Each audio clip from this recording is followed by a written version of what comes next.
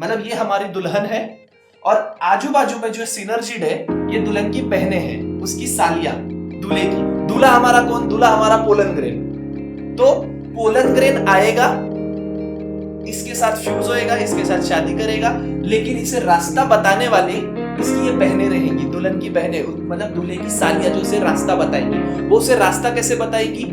वो ऐसे उंगलियों से इशारा करके बुलाएगी, आजा आजा। और वो जो उंगलियां हैं उसे हम कहते हैं फिलिफॉर्म अपैरेटस।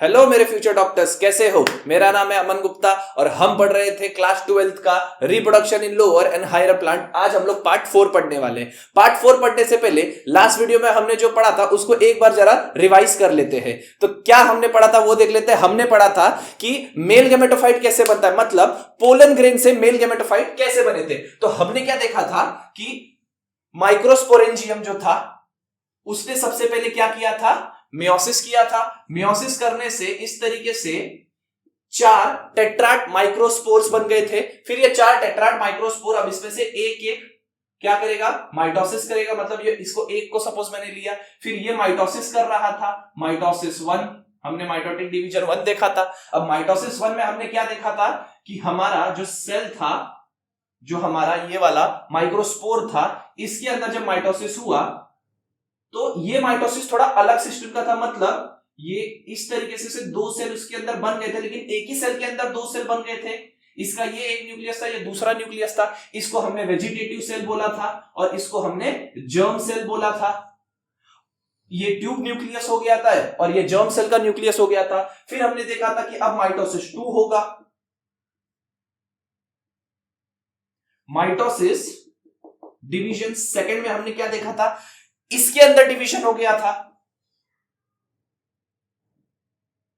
इस तरीके से 2 न्यूक्लियस वाले बन गए थे।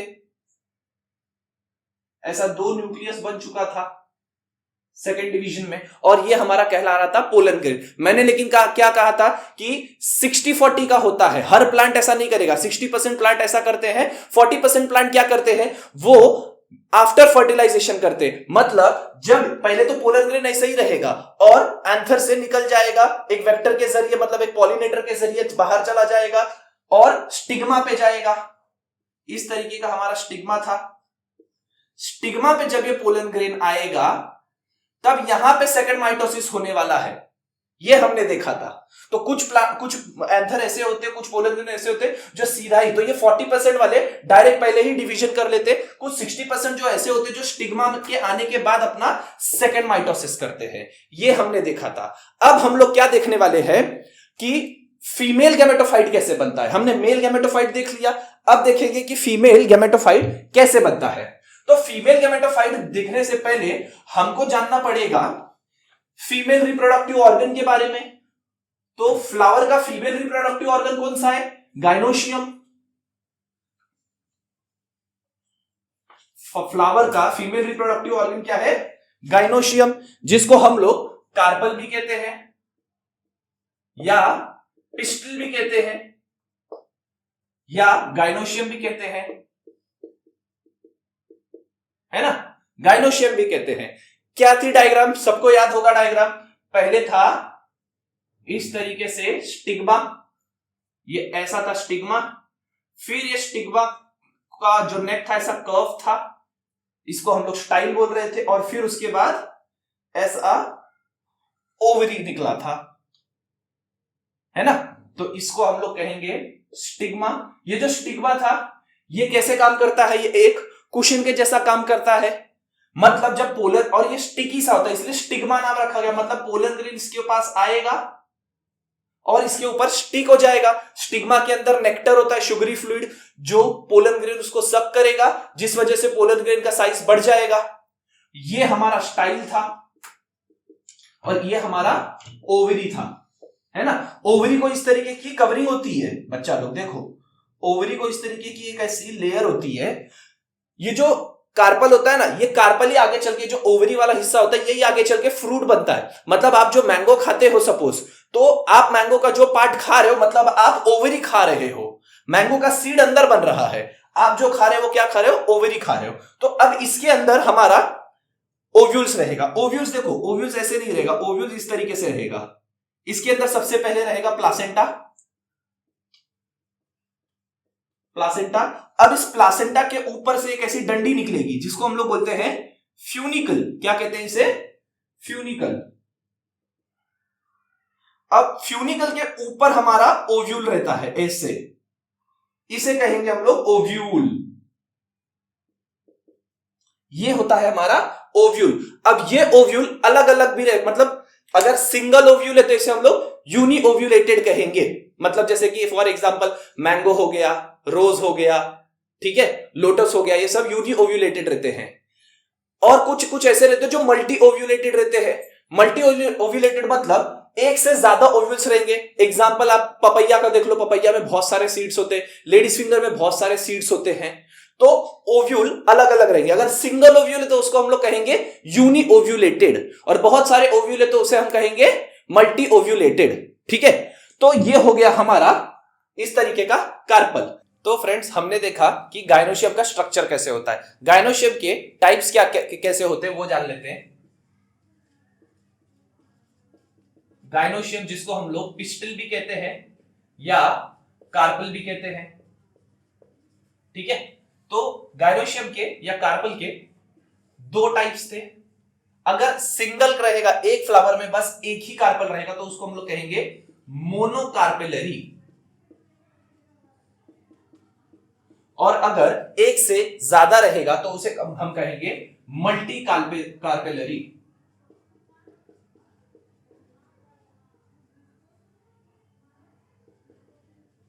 Multi carpellary. अब मोनोकार्पेलरी मतलब एक, मल्टी कार्पेलरी, अब ये इसमें भी दो टाइप हमको देखने को मिल सकते हैं। अगर मल्टी कार्पेलरी में मतलब क्या होगा, पहला आएगा हमारा सिंकार्पस।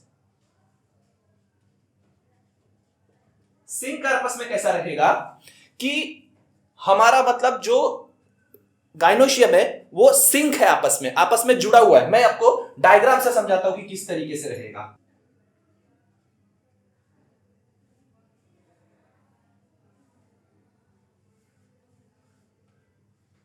देखिए ये कैसे जुड़ा हुआ है, तो इसे हम कहेंगे सिंकार्पस। अब एपोकार्पस,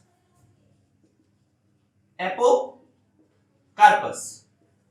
अब एपोकार्पस देखो नाम में कैसा आ रहा है, एपोकार्पस मतलब पो बाजू में जा, है ना। तो ये देखो एपोकार्पस मतलब सारी कार्पिलरी अलग अलग होगी।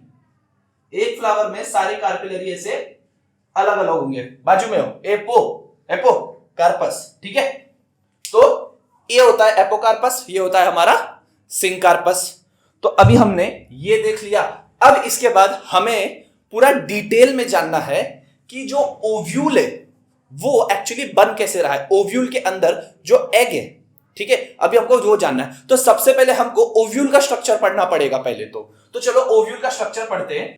तो हमारे पास हर फ्लावर अलग अलग उसके टाइप्स में ओव्यूल्स होते हैं। तो टाइप्स ऑफ ओव्यूल्स जो होता है आप लोग यहां पर देख सकते हो, यहां पे ये सारे टाइप्स ऑफ ओव्यूल्स है।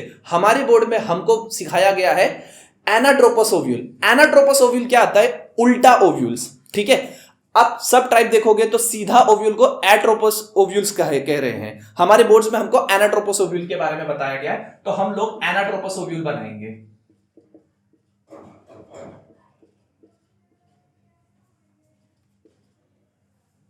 एनाट्रोपस ओव्यूल, ठीक है। अब ये एनाट्रोपस ओव्यूल का डायग्राम बहुत ही सिंपल है, बहुत ही ज्यादा सिंपल है। पता नहीं बच्चों को क्यों इतना हार्ड लगता है, बहुत ज्यादा सिंपल है। अच्छा ये ओव्यूल सारा है ना उस स्टिग्मा के अंदर ही, मैंने अभी देखो थोड़ी देर पहले बनाया था स्टिग्मा के अंदर प्लासेंटा, तो चलो वैसे ही करते हैं। अभी ऐसा समझो स्टिग्मा हम नहीं काउंट कर रहे, हम सिर्फ अभी फिलहाल ये देख रहे हैं। तो ये देखो ये मेरा हो गया प्लासेंटा, प्लासेंटा से निकला था इस तरीके से फ्यूनिकल, इस तरीके से निकला था फ्यूनिकल। अब मैं देखो ओव्यूल कैसे बना रहा हूं। सबसे पहले मैं इधर एम्ब्रियो सैक बना देता हूं।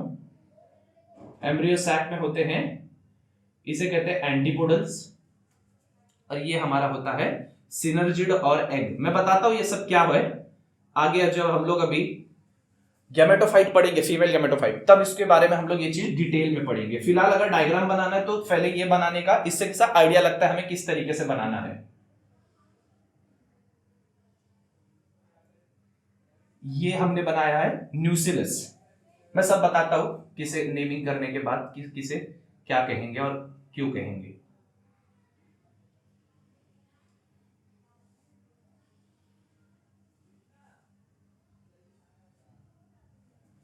फिर थोड़ा सा और इसे ऐसा लेके जाएंगे। अब इसे पूरा सर्कल करेंगे,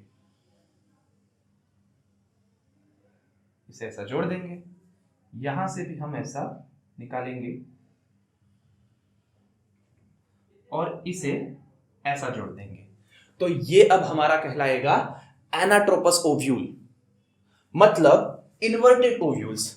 अगर यही चीज इस तरीके से सीधा रहता, मतलब ये ऐसा रहता सपोज,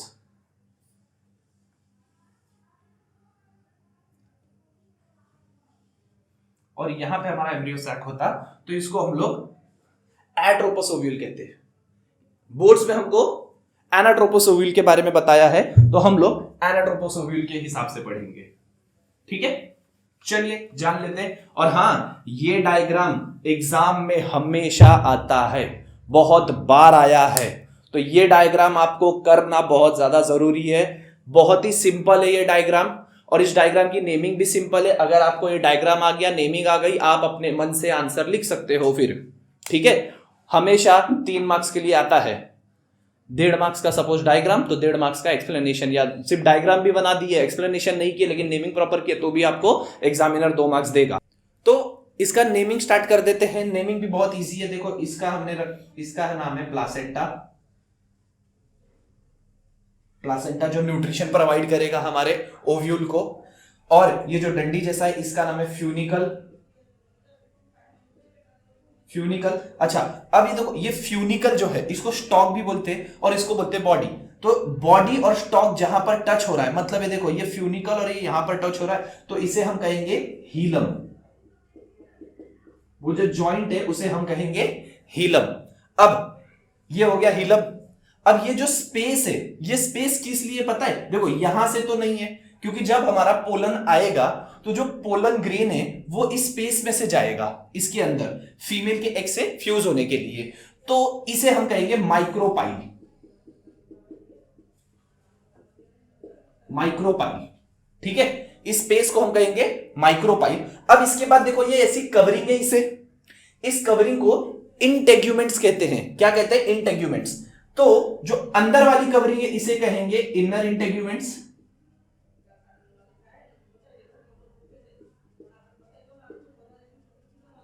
और जो बाहर वाली है इसे कहेंगे आउटर इंटेग्यूमेंट।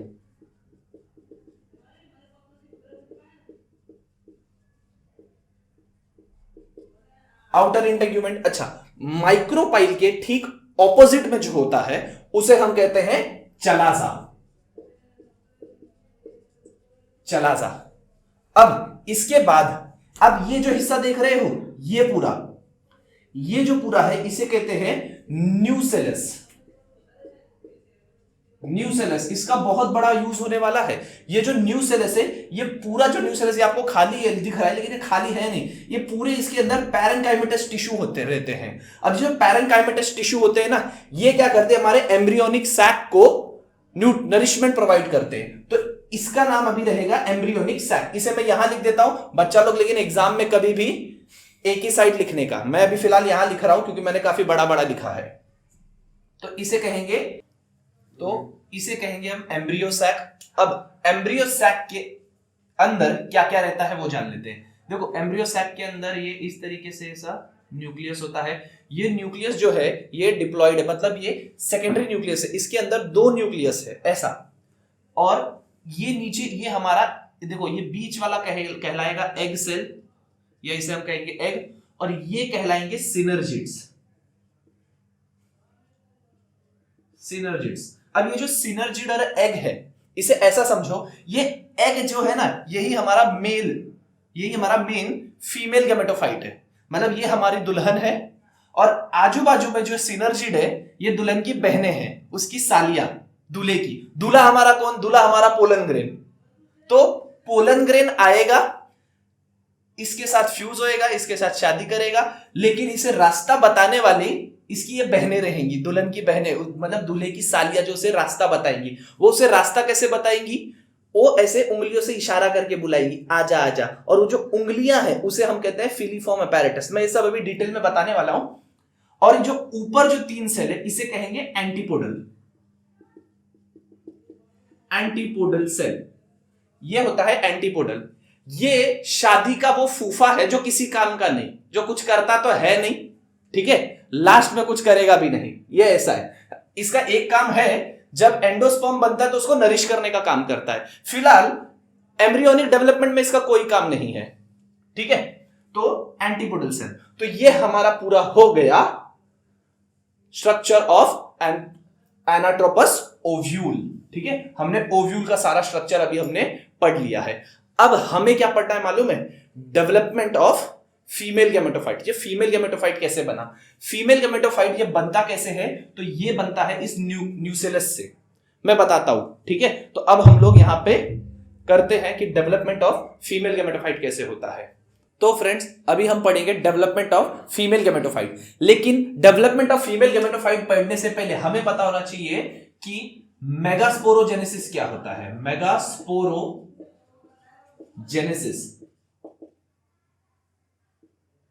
ठीक है। मेगास्पोरोजेनेसिस क्या होता है? मेगास्पोरोजेनेसिस का मतलब हुआ मेगास्पोर्स कैसे बन रहे हैं, formation of megaspore through diploid sales. अब यहां पे डिप्लॉइड सेल कौन से थे? हमारे न्यूसेलस वाले जो सेल्स थे, मैंने देखो बनाया था एक बार। चलो फिर से ऐसे ही रफ हम लोग डायग्राम बना देते हैं इसका, एंथ्रोपोरस ओव्यूल का।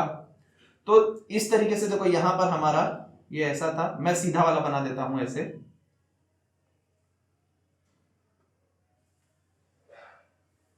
यहां पर हमारा पूरा न्यूसेलस था। अब ये जो न्यूसेलस है, न्यूसेलस के अंदर सारे पैरेनकाइमेटस टिश्यू भरे पड़े हैं। ये ऐसे पैरेनकाइमेटस टिश्यू भरे पड़े हैं इसके अंदर, इसी को हम लोग न्यूसेलस बोलते हैं। अब देखो क्या होएगा मालूम है? ये जो न्यूसेलस है ये डिफरेंशिएट होंगे। क्या होंगे? डिफरेंशिएट होंगे। ये सारे न्यूसेलस के सेल 2n है, मतलब डिप्लॉइड है। अब सारे के सारे इसमें से देखो, पोलन ग्रेन में सारे के सारे डिफरेंशिएट हुए थे। पोलन ग्रेन हम लोग जब स्पोरोजेनियस टिश्यू देख रहे थे उसमें सारे के सारे डिफरेंशिएट हो गए थे। इसमें ऐसा नहीं होएगा। इसमें जो माइक्रोपाइल के सबसे नजदीक वाला सेल है ना, वो अकेला डिफरेंशिएट होएगा। मतलब वो बोलेगा मैं बनूंगी मां, ऐसा वो बोलेगी कि मेरे को बनना है मां, बाकी सब तुम लोग नहीं बन सकते। तो इतने सारे सेल्स में कोई एक ही मां बनेगी, मतलब वो बनेगी माइक्रोस्पोर मदर सेल। क्या बनेगी? वो माइक्रोस्पोर मदर सेल। तो इसमें से कोई एक बनेगी माइक्रोस्पोर मदर सेल।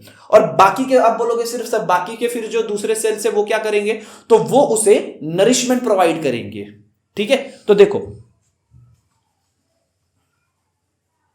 इसी को हम लोग मेगास्पोरोजेनेसिस कहते हैं, ठीक है। Formation of megaspore through nucellus cell, ठीक है, जो डिप्लॉइड होता है। तो ये मेगास्पोरोजेनेसिस आपको समझ गया। अब देखो ये मेगास्पोरोजेनेसिस पहले हो कैसे रहा? मैंने क्या बोला? एक उसमें से एक सेल थी, एक सेल उसने बोला मैं बनूंगी मां। जो माइक्रोपाइल के सबसे नजदीक रहेगी वो बोलेगी मैं बनूंगी मां।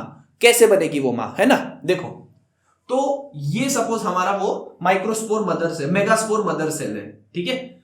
मेगास्पोर मदर सेल, ये हमारा मेगास्पोर मदर सेल है। अब ये जो मेगास्पोर मदर सेल है ये सबसे पहले करेगा मियोसिस। क्या करेगा? मियोसिस, ठीक है। मियोसिस, अब सबको पता है मियोसिस में क्या होता है। मियोसिस में एक सेल से 4 सेल बनते हैं। तो देखो इस तरीके से एक सेल से ऐसे 4 सेल बन जाएंगे। अब देखो एक सेल से ऐसे 4 सेल बन गए, मियोसिस हुआ। लेकिन अब इस बेचारी के साथ एक ट्रेजेडी हो जाएगी। मियोसिस से 4 सेल तो बन गए, उसमें से ये 3 सेल मर जाएंगे, ये 3 सेल डीजेनरेट हो जाएंगे, बचेगा सिर्फ एक। इसे कहेंगे हम लोग मेगास्पोर। क्या कहेंगे? मेगास्पोर। बाकी के 3 बेचारे डीजेनरेट हो गए, बचा सिर्फ एक। अब इसके बाद देखो ये तो डीजेनरेट हो गया, अब हमारा बच्चा सिर्फ एक मेगास्पोर। अब हुआ एक मियोसिस, याद करो, पोलन ग्रेन जब बन रहा था उसमें भी एक मियोसिस हुआ था, टेट्राड बना था, फिर उसके बाद माइटोसिस हुआ था 2। यहां पर 3 माइटोसिस होगा। कितना माइटोसिस होगा? 3 माइटोसिस होगा। देखो, लेकिन सबसे पहले माइटोसिस से पहले क्या होगा, ये एक मेगास्पोर बचा। अब ये एक मेगास्पोर अब क्या करेगा, ये नरिशमेंट लेगा। पहले तो न्यूक्लियस सेल से नरिशमेंट लेगा। न्यूक्लियस सेल से क्या करेगा, नरिशमेंट लेगा। और नरिशमेंट लेने से क्या हो जाएगा, देखो ये हमारा यहां पर ये सारा न्यूक्लियस सेल था, ये हमारी ये मदर सेल थी, ठीक है। अब ये बाकी सारे जो न्यूक्लियस थे इसने इसको नरिश किया इस तरीके से।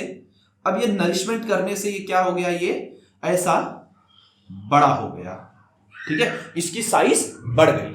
तो ये अब नरिश हुआ, न्यूक्लियस सेल से नरिश हुआ, जिससे इसकी साइज बढ़ गई। अब जब इसकी साइज बढ़ी, अब इसके अंदर होने वाला है माइटोसिस। 3 माइटोसिस होंगे इसमें। तो सबसे पहला माइटोटिक डिवीजन होगा माइटोसिस 1, माइटोटिक डिवीजन 1। अब सबको पता है माइटोसिस में क्या होता है, 1 से 2 बनता है। यहां पे लेकिन सिर्फ कैरियोकाइनेसिस होएगा, मतलब न्यूक्लियस का डिवीजन होगा। तो ये देखो, ये एक न्यूक्लियस, ये 2 न्यूक्लियस बना। फिर उसके बाद सेकेंड माइटोसिस होगा,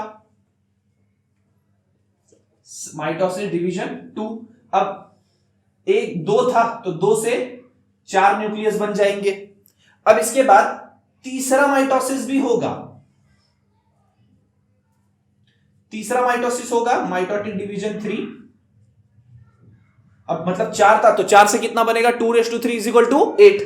तो 4 से बन गए 8। देखो 8 न्यूक्लियस बन गए इसके अंदर अभी।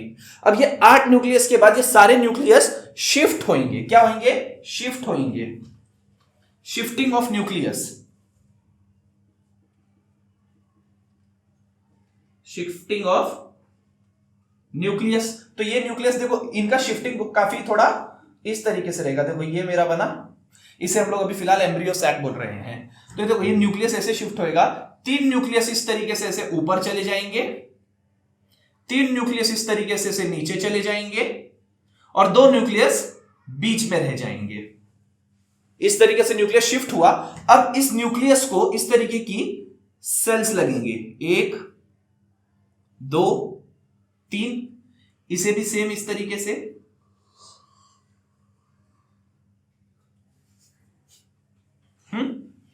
तो ये हमारा कहलाएगा एंटीपोडल, एंटीपोडल सेल जो 3 है। और ये देखिए अभी यहां पर ये कहलाएगा एग सेल बीच वाला, ये कहलाएगा सिनर्जिड। तो ये हमारा है सिनर्जिड। सिनर्जिड को इस तरीके से ऐसे फिंगर लाइक स्ट्रक्चर्स होते हैं जिसको हम लोग फिलीफॉर्म अपैरेटस कहते हैं। ये जो फिलीफॉर्म अपैरेटस होते हैं ये किस लिए रहते हैं, ताकि ये पोलन ग्रेन को अपने पास बुला सके, ठीक है, और वो एग के साथ फ्यूज हो सके पोलन ग्रेन। उसके बाद अब इसके बाद ये आप देख रहे हो, ये 2 न्यूक्लियस यहां पे प्रेजेंट है। ये 2 न्यूक्लियस अब आगे जाके कंबाइन हो जाएंगे, ठीक है। तो देखो, अच्छा यहां पे भी ध्यान से देखो, बहुत बार इसके ऊपर है ना क्वेश्चन आता है, यहां पर इस एम्ब्रियोनिक सैक के अंदर कितने न्यूक्लियस है और कितना सेल है। देखो 1 2 3 4 5 6 7 8 न्यूक्लियस है, बट एक सेल कितना है, 1 सेल 2 सेल 3 सेल 4 5 6, और ये देखो ये एक 7, ये सेंट्रल सेल इसे कहते हैं। तो ये 7, मतलब हमारा एम्ब्रियोनिक सैक 7 सेल का होता है और 8 न्यूक्लियाई होते हैं इसके अंदर। बहुत बार एमसीक्यूज में इसके क्वेश्चन आते हैं, तो हमेशा ध्यान रखना जो एम्ब्रियोनिक सैक होता है वो कितने 7 सेल का होता है और उसके अंदर 8 न्यूक्लियाई होते हैं। अब आगे चल के ये जो न्यूक्लिया है इसके साथ फ्यूज हो जाएगा,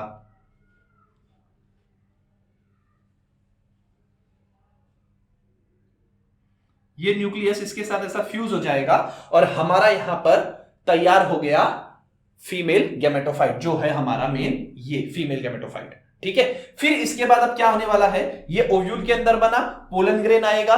पोलन ग्रेन की जो मेन हमारे जो मेल गैमेटोफाइट थे वो मेल गैमेटोफाइट एक इसके साथ फ्यूज होएगा और एक इसके साथ फ्यूज होएगा, ठीक है। इसके साथ भी फ्यूज होएगा और ये पहले से 2n है, पोलन भी आएगा फिर वो 3n हो जाएगा। इसके बारे में हम लोग पढ़ेंगे फर्टिलाइजेशन में कि क्या होता है, तो ये नेक्स्ट टॉपिक में हम लोग इसे जरूर पढ़ेंगे। लेकिन ये जो पोलन ग्रेन ये आएगा कैसे इसके पास, तो ये जो पोलन ग्रेन आप ऐसा समझो, पोलन ग्रेन दूल्हा है, ठीक है, पोलन ग्रेन दूल्हा है, वो अपनी दुल्हन ढूंढ रहा है। उसकी दुल्हन कौन है, हमारी एग, ये उसकी दुल्हन है, इसे उसके साथ शादी करनी है। पहली बात, पोलन ग्रेन को चलने फिरने आता नहीं है, वो अलग फ्लावर में बना है, तो जाएगा कैसे? तो उसका रिश्ता लेके जाएगा कोई पंडित जी। यहां पे हमारे पंडित जी जो एक वेक्टर का काम कर रहे हैं, एक पॉलिनेटर का काम कर रहे हैं, और वो पंडित जी कौन होंगे? हमारे इंसेक्ट होंगे, हमारा हवा हो सकता है, विंड हो सकता है, तो ये पॉलिनेटर्स होंगे। तो होएगा क्या, मतलब फ्लावर है इस तरीके का, सपोज हमारा एक ऐसा फ्लावर है, फ्लावर के अंदर ये ऐसे एंथर बैठे हैं, ठीक है। अब एक मधुमक्खी से अगर उड़ के आती है तो ये उसके ऊपर ऐसा डस्ट कर देगा पोलन ग्रेन। अब ये पोलन ग्रेन इसमें जाने वाला है, ठीक है। तो अब देखो, लेकिन ये एग भी इतने आसानी से बना क्या? एग भी इतने आसानी से नहीं बना है। ओव्यूल था, ओव्यूल के अंदर दो कवरिंग थी, इनर इंटुगेमेंट, आउटर इंटुगेमेंट, उसके बाद न्यूसिलस, न्यूसिलस में सिर्फ जो माइक्रोपाइल के ऊपर जो सेल था बस वही एक मदर सेल बन सकती थी, बाकी सब नहीं बन पाए। बाकी सब ने उसको नरिश किया, नरिश करने से वो इतनी बड़ी बन गई, फिर उसके अंदर माइटोसिस हुआ, है ना। जो मदर सेल थी उसने पहले मियोसिस किया, मियोसिस करने की वजह से 4 सेल उसके बने, लेकिन उस 4 में से भी 3 तो डीजनरेट हो गए, एक ही बचा। अब उस एक में से वो न्यूसिलस जो बचा, उसमें जो एक बचा वो न्यूसिलस से उसने न्यूट्रिशन लिया, फिर वो बड़ी हो गई, साइज बड़ा किया, फिर 3 माइटोटिक डिवीजन हुए। देखो, एक माइटोसिस जब हुआ तो 2 न्यूक्लियस बने, फिर 4 न्यूक्लियस बने, 4 से 8 बने, फिर ये 8 न्यूक्लियस शिफ्ट हुए, जो चलाजा के पास गया। देखो, ये एंटीपोडल चलाजा के पास जाएंगे और माइक्रोपाइल के पास एग वाले आएंगे, क्योंकि माइक्रोपाइल का ही ओपनिंग होता है माइक्रोपाइल, और वहीं से पोलन ट्यूब जो आएगा और वो इसके साथ फ्यूज करेगा। बाजू में 2 सिनर्जिड सेल्स है, ठीक है। फिर उसके बाद हमारा ये ऐसे बनता है। तो बच्चा लोग, ये हमारा हो गया डेवलपमेंट ऑफ फीमेल गैमेटोफाइट। अब इसके बाद हम लोग देखने वाले हैं पॉलिनेटर्स के बारे में, कि पॉलिनेशन कैसे होता है, मतलब हमारे पंडित जी के बारे में हम पढ़ेंगे, ठीक है। तो पॉलिनेटर्स को मैं तो बुलाऊंगा पंडित जी, आपको जो मन है आप बुला लेना। तो फ्रेंड्स, अभी नेक्स्ट वीडियो में हम देखेंगे पॉलिनेशन कैसे होता है, मतलब हमारे पंडित जी रिश्ता कैसे लेके जाते हैं, और फिर शादी कैसे होती है वो हम फर्टिलाइजेशन में देखेंगे। अगर आपको हमारा वीडियो पसंद आ रहा है तो इसे अपने दोस्तों के साथ शेयर कीजिएगा, लाइक कीजिएगा और हमारे चैनल को सब्सक्राइब कीजिएगा। Thank you.